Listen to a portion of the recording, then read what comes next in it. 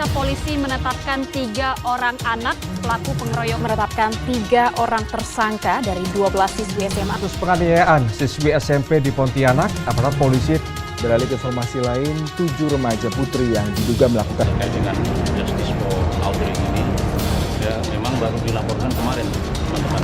Proses hukumnya tetap jalan, ada undang-undangnya. Perlindungan dan Pengawasan Anak Daerah atau KPPAD Kalimantan Barat menegaskan penanganan kasus hukum dugaan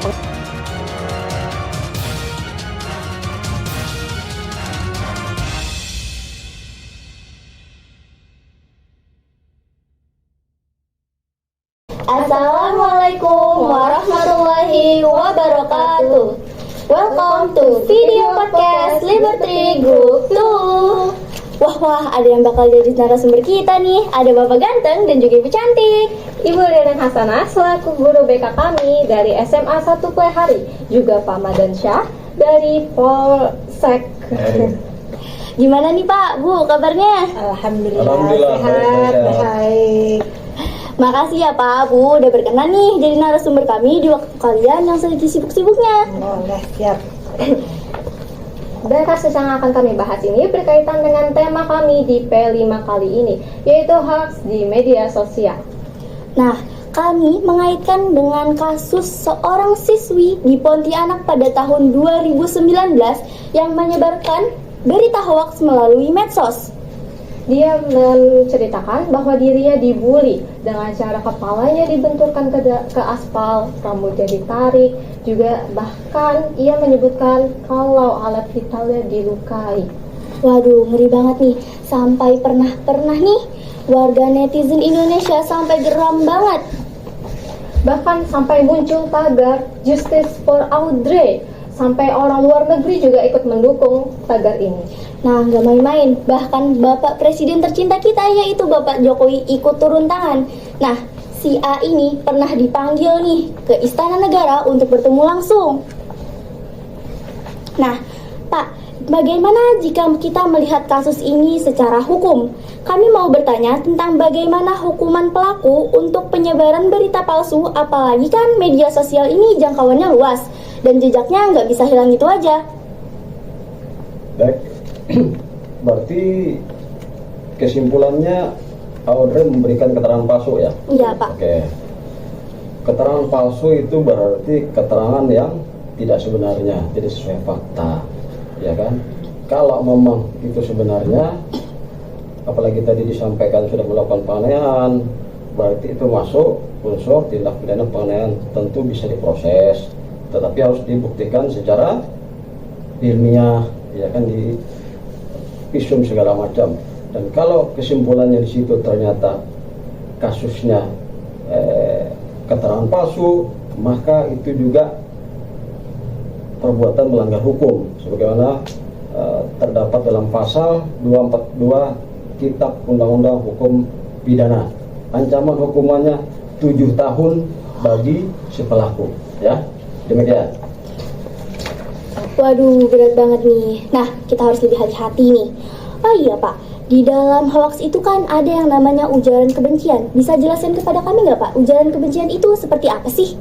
Baik, ujaran kebencian itu meliputi penghinaan, pencemaran nama baik, kemudian penistaan, perbuatan tidak menyenangkan, provokasi juga, menghasut juga, dan penyebaran berita bohong seperti yang sering terjadi di negara kita. Wah, oh iya Pak, nih kan kasus penyebaran berita hoax nih nggak hanya dilakukan oleh orang-orang dewasa, tapi bahkan anak-anak di bawah umur juga jadi pelakunya Pak. Bagaimana jika pelakunya itu adalah anak di bawah umur seperti kita? Apakah hukum yang Bapak sebutkan tadi berlaku juga untuk kami? Baik, siapapun yang melakukan pelanggaran hukum di negara kesatuan Republik Indonesia, baik warga negara Indonesia itu sendiri maupun warga negara asing yang masuk ke negara kita melakukan tindak pidana, berarti semuanya bisa diproses hukum, termasuk anak-anak di bawah umur. Dan memang terhadap anak-anak di bawah umur perlakuan proses hukumnya khusus atau ancaman hukumannya, tuntutan hukumannya dikurangi sepertiga dari hukuman pokoknya. Baik, untuk kali ini pertanyaan untuk Ibu Ririn. Oke, siap. Dari kasus Audrey tadi, itu berawal dari cekcok di media sosial, Bu.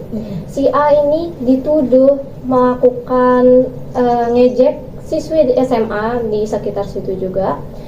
Dan yang mulai itu memang si A, Bu.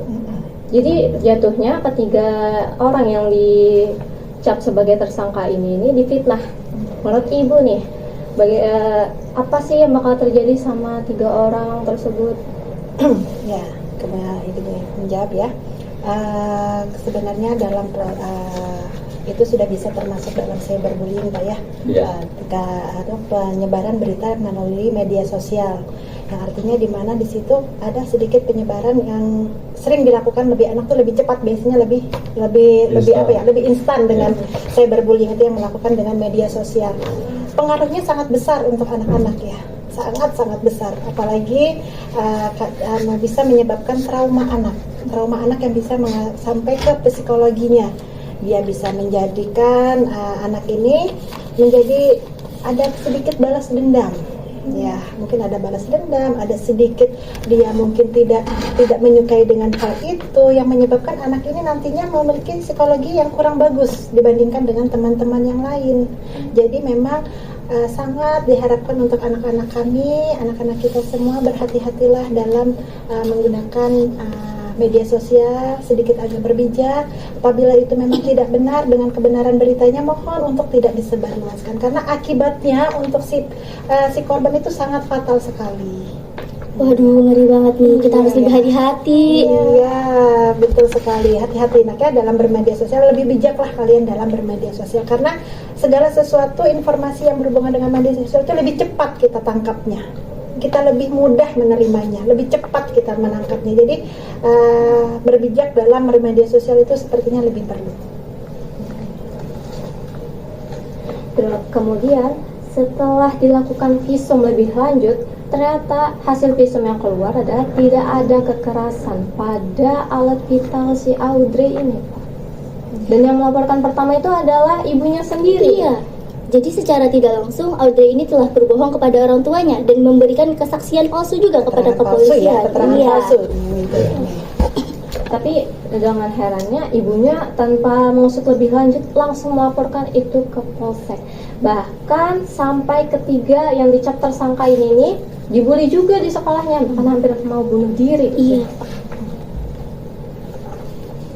Sekarang hancurlah masa depan mereka sekali, bertiga. masa depannya, kasihan anak-anak itu ya. Jadi sama-sama makanya untuk anak-anak dalam mencari informasi hendaklah mencari kebenarannya terlebih dahulu ya. Tidak langsung kita menangkap suatu berita itu langsung kita kita masukkan langsung. Alangkah lebih bagus kita mencari sumber informasinya dulu tuh dari mana, kebenarannya bagaimana. Jangan langsung asal tangkap berita itu ya. Akhirnya nanti itu adalah yang bisa menyebabkan pemberitaan yang kurang bagus, yang kurang benar. Dan bisa dikatakan sekarang ada hoax, Pak ya. Hoax itu sendiri. Nah, Bu, dari yang Ibu sebutkan tadi, ada nggak, Bu, cara penanggulangannya, Bu? Cara penanggulangannya untuk orang yang seperti itu ya, Nak ya. Sebaiknya terkadang anak yang seperti itu dia kurang berkomunikasi dengan teman-temannya. Kurang bergaul dengan teman-temannya, cukup sempit dia dalam pergaulan, sehingga dia sedikit merasa terbuli, ya, sedikit langsung merasa teraniaya nih, merasa tidak tidak dengan teman-teman yang lain. Akhirnya dia cobalah perbanyak dengan pertemanan, perluas wawasan, ya, dengan memperbanyak wawasan kita sedikit tahu banyak lebih luar, tidak hanya untuk sedikit-sedikit kita menyinggung sedikit, ini sudah menyakiti kita nih, kekerasan, sedikit-sedikit kita memberikan ini sudah, jadi ini pembulian, ya, lebih banyak berwawasan dengan yang luar. Dan juga untuk orang tua nih, Bu, karena merasa anaknya itu tuh sudah terbuli, cerita anaknya kan dia kayak, aku dibully sama teman-teman aku, terus gini, dan ternyata orang tuanya nggak mengusut lebih lanjut. Itu bagaimana sih, Bu, supaya kita misalnya memposisikan diri sebagai orang tua dan mengetahui itu dari anak kita supaya tidak salah mengambil langkah, itu bagaimana, Bu? Jadi dari orang tuanya ya. sebenarnya kita bisa pendekatan dengan orang tua terlebih dahulu. Anak itu memiliki pendekatan dengan orang tua lebih dahulu. Terkadang anak yang seperti itu komunikasi dengan orang tuanya kurang, ya. Komunikasi dengan orang tuanya itu kurang, mengakibatkan dia sedikit dengan perlakuan yang agak berbeda yang dia dapat, lalu dia ungkapkan dengan orang tuanya, sedikit dengan melebihkan mungkin, sedikit dengan melebihkan suatu cerita, padahal kenyataannya tidak seperti itu, ya. Jadi memang pembangunan karakter yang kita dapat itu adalah sebenarnya dari pihak keluarga terlebih dahulu, ya. Wah, parah banget. Iya. Jangan sampai membohongi orang tua juga. Banyak kasus yang kami alami di ruangan bimbingan konseling sebenarnya tentang pembulian itu. Wah, nanti untuk remaja ini Pak sedikit-sedikit kadang, Pak ini ulun diginiin nih sama teman-teman Bu, ulun diginiin ya kan Pak. Padahal dia menyempitkan diri sebenarnya. Tidak mau melakukan dengan hal-hal yang lebih luas. Coba berteman dengan luas. Dengan berteman lebih luas kita punya wawasan yang lebih luas. Dengan mungkin kita lebih happy, tidak menyudutkan diri kita sendiri yang merasa aku kok kayaknya nggak ditemani ya. Nah, kok kayaknya temanku ini jauh dari aku ya. Nah begitu. Jadi memang sumber masalah ini dari korbannya sendiri. Iya betul. Komunikasi yang kurang efektif. Ya. Terus kemudian setelah terbukti ketiga pelaku ini tidak bersalah Pak, apakah si Audrey ini juga pantas dijatuhi hukuman atau tidak? Kalau itu bahasanya memberikan keterangan palsu, tentu pelanggaran hukum dan tentu harus dilakukan proses penyidikan, proses hukum. Dan nanti terlepas dia dinyatakan bersalah atau tidak, tentu pengadilan yang memutuskan. Tapi yang pasti kalau memang itu kejadiannya tidak betul, itu tidak boleh dilakukan oleh siapapun, ya. Apalagi misalnya kita menuduh seseorang melakukan penganiayaan terhadap kita, kemudian orang itu dilaporkan, kemudian diproses hukum, terus dilakukan hukuman penjara, tentu ini sangat merugikan terkait mungkin harga diri dan lain-lain. Berarti dengan bahasa lain Pak ya, untuk hukuman tidak ada batasan umur ya Pak ya, gitu. Kalau anak-anak ada batasan umur, kalau nggak salah 9 tahun tidak bisa. Itu biasanya dikembalikan ke negara. Tapi kalau di atas itu bisa dipertimbangkan. Apalagi kasus yang dilakukan, kasus yang dianggap meresahkan lah, atau salah satunya kita bahas hari ini menyebarkan berita hoax, itu perlu dipertimbangkan karena modusnya bisa merasakan orang banyak. Nah, mengenai perlakuan di mata hukum memang perlakuan khusus berbeda dengan pelaku tindak pidana dewasa. Itu kesimpulannya. Ya, kita harus lebih hati-hati nih dalam memilah berita. Iya. Karena hukumnya tuh lebih bijak dalam menyampaikan berita. Iya, kita harus lebih hati-hati nih. Apalagi dengan lewat WhatsApp, semua informasi tersebar dengan lebih cepat dan lebih instan ya. Apalagi jejaknya nggak bisa hilang dengan mudah. Iya.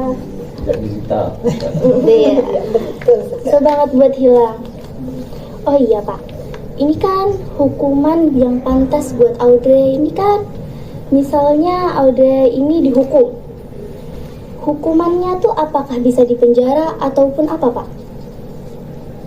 Ya pasti kalau melakukan tindak pidana menurut undang-undang kita, KUHP, misalnya seorang memberikan keterangan palsu, berarti bisa jadi dia dapat diproses hukum dan dihukum penjara, atau mungkin ada hal lain, misalnya menyampaikan permohonan maaf kepada halayak ramai dan keluarga, dan itu bisa jadi mengurangi pertimbangan hukumannya.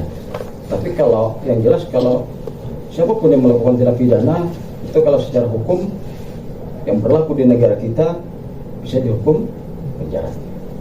Jadi setelah membuat permohonan maaf kepada halayak ramai dan juga keluarga, itu dia tetap di penjara lagi Pak? Kalau menurut hukumnya seperti itu, paling tidak nanti ada pertimbangan waktu di pengadilan bahwa yang bersangkutan mungkin menyesali perbuatannya, ya kan, terus kemudian hari tidak melakukan lagi, ada pertimbangan khusus. Tapi kalau masalah proses hukuman tentu tetap bisa dilanjutkan. Ada nggak saran dari Bapak dan Ibu untuk para remaja kami dalam memilah berita? Ya, 2 kalimat. Saring sebelum sharing. Kita aja saring sebelum sharing. Sekarang kita bicara masalah berita kejahatan atau tindak pidana. Siapakah di negara kita yang diberi kewenangan untuk mengelola adanya kejadian tindak pidana, terutama di tingkat awal? Tentu Kepolisian Republik Indonesia. Konfirmasinya seharusnya ke kepolisian. Misalnya terjadi ada informasi di wilayah kecamatan ini terjadi misalnya perampokan, pelakunya diduga si A. Nah, itu bisa kita konfirmasi ke polsek setempat yang bertanggung jawab terhadap keamanan. Dan itu informasinya kalau dari polisi saya yakin informasi yang sebenarnya. Seharusnya orang-orang masyarakat melakukan hal itu. Termasuk isu yang lain tergantung bidangnya, misalnya di bidang pertanian, perkebunan, kan semua ada instansi yang membidangi, kita konfirmasinya ke situ. Kira-kira seperti itu. Kalau dari Ibu ada nggak Bu? Setuju banget dengan apa yang Bapak katakan ya. Jadi anak-anak ini biasanya dalam penyampaian berita itu selalu agak sedikit melebihkan supaya terkesan lebih rame ya. Jadi dalam penyampaian berita sebaiknya kita ini menyaring dulu apa yang kita dengar dan apa yang kita lihat itu kita saring ya.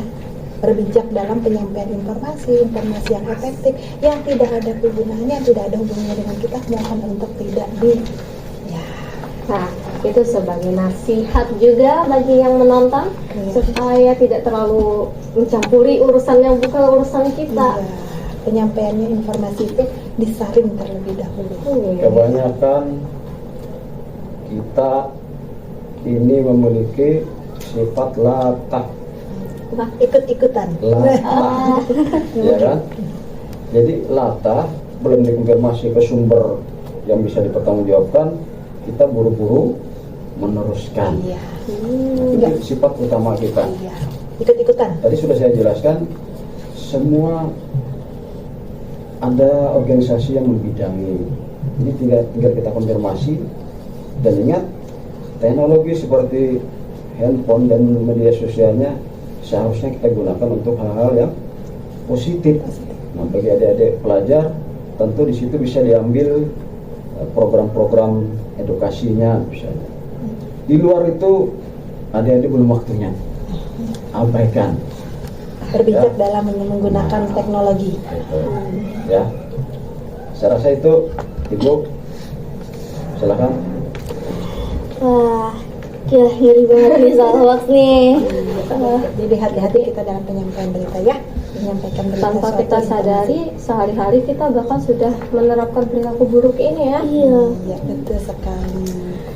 Terus sebagai orang tua, gimana cara kita buat mengontrol misalnya anak kita itu, Bu? Iya, sebenarnya untuk pengawasan orang tua bagi anak-anak remaja itu masih perlu ya. Terkadang anak remaja ini masih merasa dianya udah, kayaknya aku udah dewasa nih, udah nggak perlu bimbingan orang tua. Padahal tidak sama sekali. Pengawasan orang tua itu tetap nomor 1 ya. Bagaimanapun juga kita masih tidak bisa lepas dari pengawasan orang tua. Jadi hubungan baik dengan orang tua, komunikasi yang baik dengan orang tua, yang artinya anak itu masih perlu kok cerita tentang dirinya dengan orang tua, masih perlu. Aku begini loh tadi di sekolahan, ada ini loh temanku yang seperti ini loh, bagus itu lebih cerita seperti itu. Jadi orang tua tahu dengan keadaan anak. Oh, perkembangan anak di sekolah seperti ini. Oh, anakku seperti ini dengan itu. Terkadang anak remaja dia masih malu sekali untuk cerita. Malu untuk terbuka. Makanya kedekatan dengan orang tua, hubungan komunikasi yang baik dengan orang tua itu sangat diperlukan. Dengan begitu orang tua dapat mengontrol, ya. Baik itu sebaiknya juga orang tua mengontrol nih teknologi apa yang dia pakai. Misalnya handphonenya itu perlu sesekali handphone itu dibuka oleh orang tua. Perlu sekali kan, Pak? Iya. Jadi tidak usah yang harus pakai kunci password lah dan segala macam. Nih anak-anak nih sekarang kan seperti itu. Anak-anak nih takut nih orang tuanya nih. Padahal tidak satu sedikit pun orang tua itu yang ini kenapa sih anakku ini begini, nggak ada lah. Nah, orang tua itu pasti menginginkan yang terbaik untuk anaknya, pasti.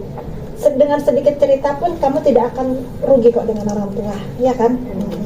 Terkadang juga anak malu cerita itu tuh karena dari orang tuanya sendiri gitu Bu.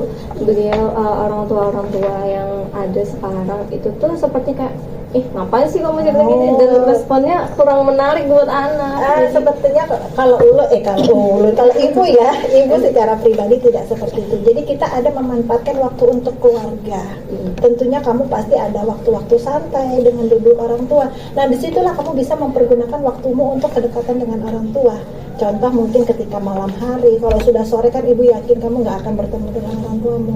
Kamu pulang sekolah sudah jam 4, ditambah dengan eskul mungkin, dengan kegiatan kerja kelompok dan segala macam, itu udah nggak ketemu orang tua. Di malam harilah kamu bisa bercerita dengan orang tua. Karena pembentukan karakter kita itu pertama adalah dari keluarga. Pembentukan karakter kita itu adalah dari keluarga. Kita di sini sebagai guru hanyalah pendampingan kamu, fasilitas kamu, ya. Jadi yang pertama itu adalah dari keluarga. Jadi kita harus buka paspor kita gitu. harus ya.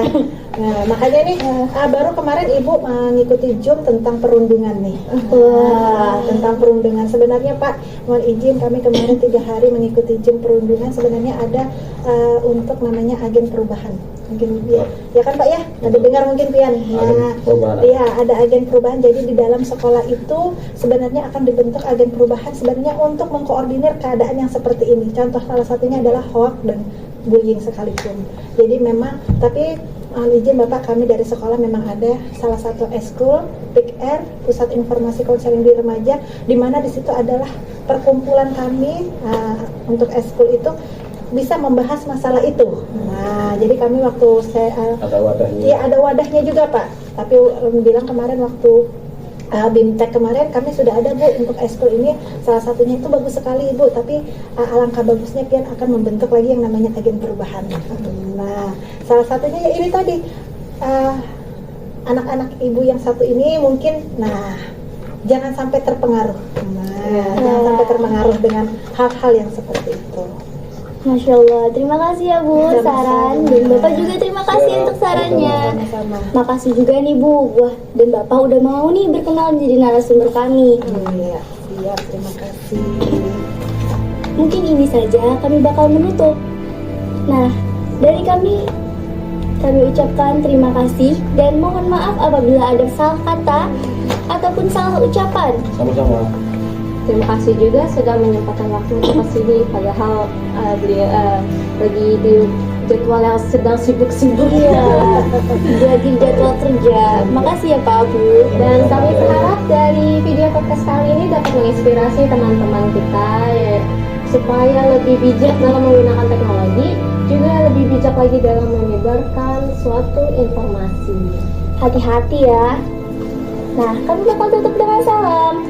Wassalamualaikum warahmatullahi wabarakatuh.